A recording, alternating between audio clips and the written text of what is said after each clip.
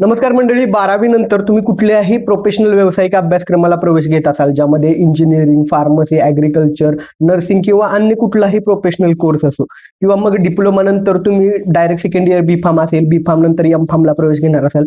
प्रवेश प्रक्रियेच्या कोणत्या टप्प्यामध्ये आणि कोणत्या विद्यार्थ्यांना गॅप सर्टिफिकेट लागणार आहे याबाबत बोलणार आहोत. कारण बऱ्याच विद्यार्थ्यांनी कमेंट करून विचारलेलं होतं की गॅप सर्टिफिकेट नेमकं कोणाला लागतं, ते कशा पद्धतीनं काढायला हवं आणि इतरही डॉक्युमेंटच्या बाबतीत काही विद्यार्थ्यांच्या शंका असतात, त्याबाबत सविस्तर या व्हिडिओमध्ये बोलणार आहोत. नमस्कार विद्यार्थी मित्रांनो, माझं नाव आशिष करले. आपल्या अंबी फार्मसिस्ट युट्यूब वाहिनीवरती तुमचं पुन्हा एकदा स्वागत आणि जास्त वेळ न घालवता आपण माहिती घ्यायला सुरुवात करूया.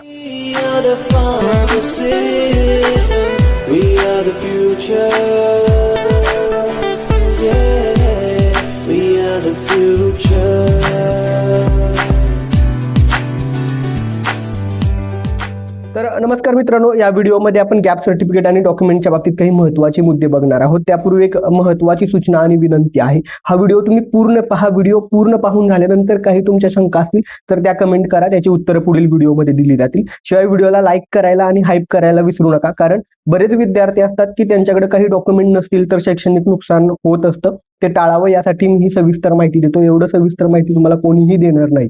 तर गॅप सर्टिफिकेट नेमकं कोणाला लागतं? तर लक्षात ठेवा, शैक्षणिक वर्ष अर्थात ज्याला आपण अकॅडमिक इयर म्हणतो, त्यामध्ये तुमचा गॅप पडत असेल तर तुम्हाला गॅप सर्टिफिकेट लागतं. आणि हे गॅप सर्टिफिकेट कधी लागतं? तर ज्यावेळेस तुम्ही कॉलेजवरती ऍडमिशन निश्चित करता, म्हणजे फायनल करता, त्यावेळेस लागतं. ऍडमिशन प्रोसेसचा सुरुवातीचा जो टप्पा असतो, रजिस्ट्रेशन करणं, डॉक्युमेंट व्हेरिफिकेशन करणं, त्यानंतर कॅप राऊंड मध्ये पार्टिसिपेट होणं, यामध्ये कुठेही गॅप सर्टिफिकेट लागत नाही. पण ते गॅप सर्टिफिकेट काढायला फार काही वेळ लागत नाही. तुमच्या जवळचं महाई सेवा केंद्र किंवा कुठले वकील असतील जे नोटरी करून देतात, त्यांच्या जवळ जाऊन तुम्हाला फक्त तुमच्या शैक्षणिक वर्षामध्ये गॅप पडलाय हे सांगायचं. मग शैक्षणिक वर्षामध्ये गॅप म्हणजे नेमकं काय? तर तुमच्याजवळ तुमचा कुठला निकाल असेल, शेवटचं जे शिक्षण झालेलं निकाल, म्हणजे आता तुम्ही जर 12वी झाला असेल ते, किंवा तुमचा डी-फार्म झाला असेल, तर तुमच्या एलसी वरती किंवा तुमच्या निकालावरती बघा अकॅडमिक इयर काय लिहिलंय.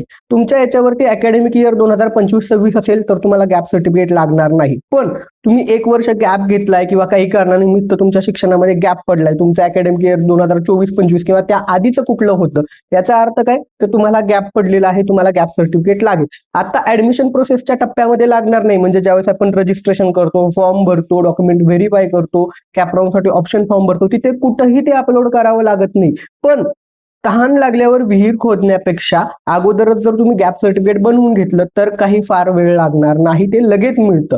त्यासाठी जवळचं महाई सेवा केंद्र किंवा नोटरी जिथे करून देतात तिथे तुम्हाला तुमचं गॅप सर्टिफिकेट बनवून दिलं जाईल. मग आजारी असाल तुम्ही किंवा जे काही जेन्युइन प्रॉब्लेम असाल तो त्यामध्ये मेन्शन करायचा आहे. अर्थात काय, तुमच्या शिक्षणामध्ये जो खंड पडलेला आहे, गॅप आलेला आहे, त्याचं कारण त्यामध्ये दाखवायचंय. 100 रुपयाच्या स्टॅम्प पेपरवरती ऍफिडेव्हिट जरी असेल तरी चालेल किंवा नोटरी करून घेतली तरी चालेल. आता शासनानं 100 रुपयाचे स्टॅम्प पेपर बंद केल्यानंतर काही ठिकाणी 100 रुपयाचे स्टॅम्प पेपर मिळत नाहीत. अजूनही काही ठिकाणी 100 रुपयाचा स्टॅम्प मिळत असेल तर 100 रुपयाच्या स्टॅम्प पेपरवरती चालेल, किंवा मग 500 रुपयाच्या स्टॅम्प पेपरवरती बनवा. जवळच्या महाई सेवा केंद्रामध्ये गेला तर तिथं सविस्तर कशा पद्धतीनं ते ऍफिडेव्हिट वगैरे बनवायचं त्याबाबत माहिती दिली जाईल. ठीक आहे. पण ते तुम्हाला कॉलेजमध्ये ज्यावेळेस प्रवेश निश्चित करता त्यावेळेस 100% लागतं. आता या प्रवेशाच्या टप्प्यावरती कुठेही लागत नाही. पण कोणाला लागणार आहे? ज्यांच्या शैक्षणिक वर्षामध्ये गॅप आहे त्यांना लागणार आहे. आता दुसरी महत्वाची गोष्ट, सगळ्यांसाठी लागणारे डॉक्युमेंट मी ऑलरेडी सांगितलेलं आहे.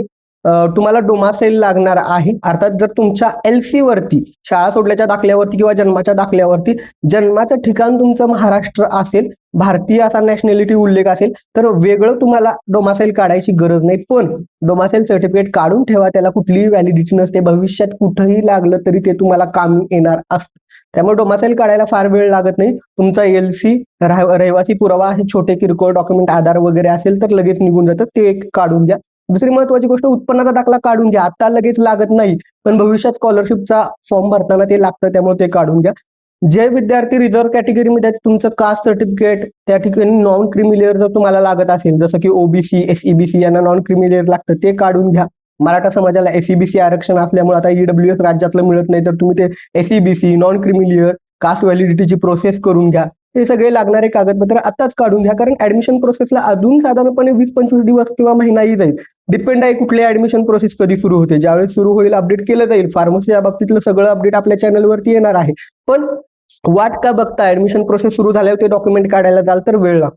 जे माजी सैनिकांचे पाल्य आहेत किंवा तुमचे वडील जर आर्मीमध्ये असतील तर प्रो फॉर्मा एक फॉर्मॅट लागतो, तो सीईटी सेलच्या वेबसाईटवरती ते तुमच्या जिल्हा सैनिक बोर्डातून काढून आणून घ्या. तुमच्या वडिलांचं देखील डोमासाईल तुम्हाला लागतं, जे आर्मीमध्ये असतील किंवा माजी सैनिक असतील. त्याशिवाय इतर काही डॉक्युमेंट आहेत, उत्पन्नाचा दाखला काढून घ्या. आता ऍडमिशन प्रोसेसला जरी नाही लागला तरी ते काढून घ्या. TFWS मधून जर ऍडमिशन घ्यायचं आहे तर तुम्हाला उत्पन्नाचा दाखला लागत असतो, ते काढून घ्या. तर हे जे काही डॉक्युमेंट आहेत ते सगळे काढून घ्या. सर्व डॉक्युमेंट स्कॅन करून ठेवा. ते सगळे डॉक्युमेंटचे 2-2 झेरॉक्स सेट बनवून ठेवा. ऐन टायमाला तुमची धावपळ होणार नाही. तर हे महत्त्वाचं अपडेट देण्यासाठी हा व्हिडिओ बनवलेला होता. याआधीही मी बऱ्याच व्हिडिओमध्ये सांगितलेत काय डॉक्युमेंट लागतात. ह्या सगळ्या गोष्टी सविस्तर कोणीही सांगत नाही. मी इतकं सविस्तर सांगतोय कारण ज्यावेळेस मागच्या 15 वर्षापूर्वी किंवा याआधी जेव्हा ऑनलाईन प्रोसेस नव्हती, मी बघितलेलं आहे की विद्यार्थ्यांचं किती नुकसान होतं जर एखादं डॉक्युमेंट नसेल, आणि त्यासाठी किती पळापळ करावी लागते किंवा शैक्षणिक गॅप पण पडतो. त्यास कुठलंही नुकसान होऊ नये यासाठी मी सविस्तर मार्गदर्शन करतो. ही माहिती आवडली असल्यास व्हिडिओला लाईक करा. आपल्याला 1 लाख सबस्क्रायबर पूर्ण करायला केवळ 1000 सबस्क्रायबर बाकी आहेत. त्यामुळे चॅनलला सबस्क्राईब करा, सर्वांसोबत व्हिडिओ शेअर करा. माझे एफर्ट्स आवडत असतील तर हा व्हिडिओ सर्वांसोबत शेअर करा. एक थँक्यू म्हणायला विसरू नका, कारण तुम्ही जे प्रेम देता, थँक्यू बोलता, त्यातून पुन्हा नवीन व्हिडिओ बनवायला मोटिवेशन मिळत असतं. व्हिडिओ शेवटपर्यंत पाहिला, इतकं भरभरून प्रेम दिलं त्यासाठी खूप खूप धन्यवाद. थँक्यू.